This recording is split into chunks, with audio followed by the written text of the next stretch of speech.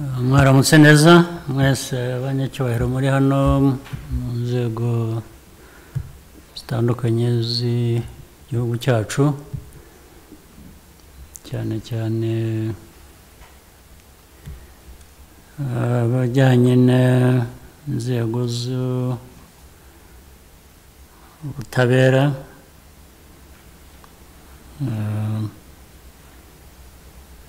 abacamanza cyane cyane,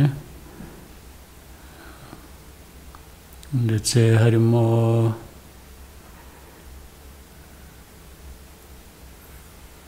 n'abagenzacyaha mu nzego z'ubuyobozi zitandukanye. Nagira ngo mbanze mbashimire indahiro mumaze kutugezaho, ariko ibyangombwa biba bikubiye muri iyo ndahiro biduha inshingano, bitwibutsa akazi karemereye tuba dufitiye igihugu cyacu,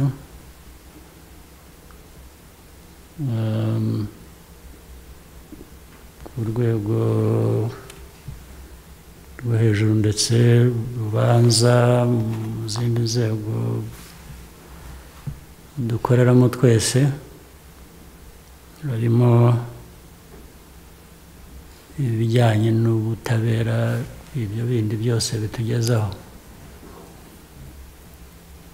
Nta gihugu cyatungana kidafite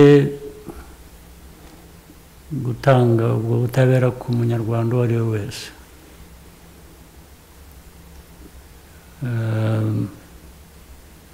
Amateka yacu turayazi, ibyagiye bibura bijyanye n'ubwo butabera, ndetse bikagira n'ingaruka kuri politiki y'igihugu, bikagira ingaruka ku buzima bw'abanyarwanda. Ibyo ndibwira ko tubizi bihagije ku buryo bigomba kuba byaravuyemo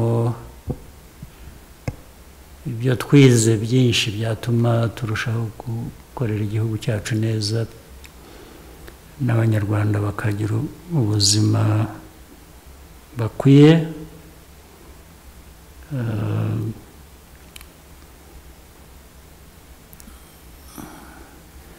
Ubutabera ni ngombwa kuri buri muntu wese. Icyo binatubwira ni uko buriya nyine imbere y'amategeko mu butabera twese dukwiriye kuba tungana, ku buryo nta urenga amategeko muri twe twese, kugira ngo ubutabera bushoboke. Abantu rero baba bashinzwe imirimo nk'iyo ngiyo bagomba gukurikirana kugira ngo ibyo byose bigerweho. Ni akazi karemereye, ibyo bidasubirwaho.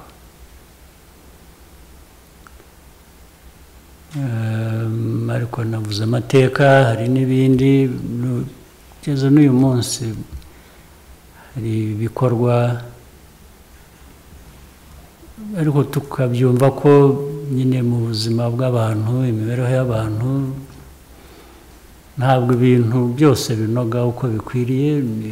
Turi abantu bakora amakosa, ndetse bamwe agahinduka ibyaha, ariko iteka tuganishaho twagabanya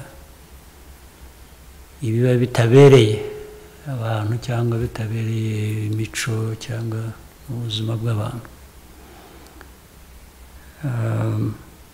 Muri ibyo rero ngira ngo twibuka ko abari mu nzego zitandukanye zo gutanga ubwo butabera batwibutsa ko ntawe uri hejuru y'amategeko, ndetse nabo ubwabo ntabwo bari hejuru y'amategeko mu buryo butanga ubutabera buri wese muri izi nzego zose. Icyo agomba kukibuka.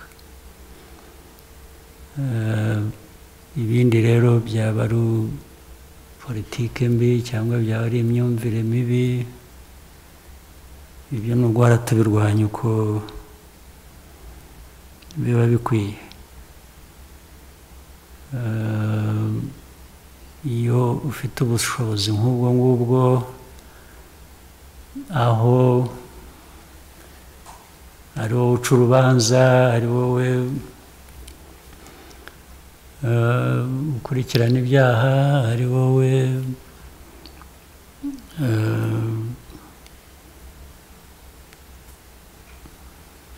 ubigenzura uko bikwiye, ugomba kuba ari we wa mbere mu kugaragaza ko ibi byubahiriza. Ntabwo wajya guca urubanza cyangwa mu bindi bikurikirana gushyira ibintu mu buryo ngo urebe inyungu zawe cyangwa iz'inshuti zawe cyangwa iz'umuryango wawe, cyangwa ngo bariho uhera. Kuko muri izi nzego buri wese ni inshuti yawe, buri wese ni umuryango wawe, buri wese. Nibyo byatuma iyo ubireba utyo biduha abantu ko baringanira imbere y'amategeko cyangwa se mu kugezwaho ubutabera. Ibi rero ndabivuga ariko nzi ko namwe mwese muzi uburemere bwabyo. Ni ukugira ngo tujye twiyibutsa gusa two kubusanya nabyo kuko bifite ingaruka zirenze, ndetse n'amakosa akorwa ahandi. Ibi rero ni ibyo tugomba kwitondera. Mwese abamaze kurahira, bagiye mu mirimo itandukanye, nagira ngo mbashimire kandi mbizeza imikoranire myiza ishoboka yose, hanyuma bityo igihugu cyacu nicyo gikwiriye kubigiramo inyungu, ndetse bikagaragara mu ntambwe dutera tugana imbere. Nagira ngo rero mbifurize imirimo myiza, mbifurize ubuzima bwiza, mugire amahoro y'Imana.